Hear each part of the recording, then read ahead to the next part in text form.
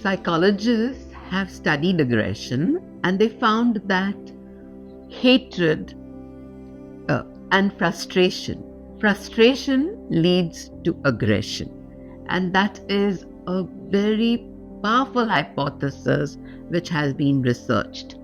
And today in the world, the level of frustration is mounting to such an extent that it takes one to the limits of one's tolerance.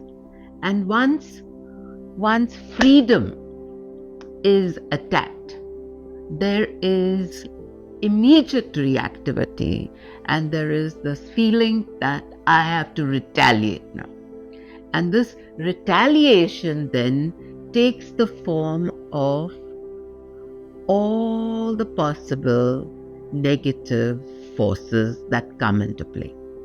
And we say that now from the positive, you have moved to something which is a negative power.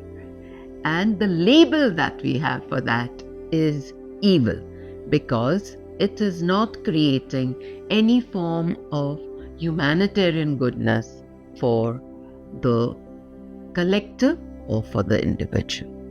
So that, I feel, is something that we need to reckon with as a negative force which exists in the world. Now,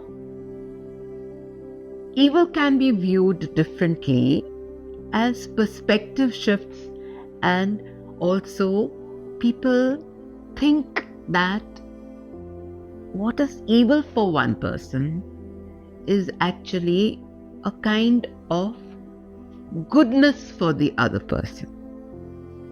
Let's take the example of people who fight wars. They think about the motive for the war, and it is a positive motive. People feel that they are fighting for freedom, they're fighting for liberation, they're fighting for their human rights. And so any form of evil is condoned under that motive.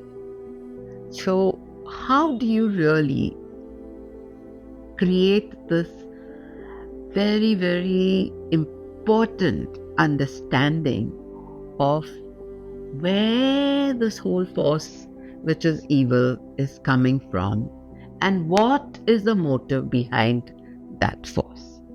And so, do we justify that? Because there is a positive motive, can evil be justified? As a psychologist, I would again feel that no, Gandhiji fought battles in a non-violent way.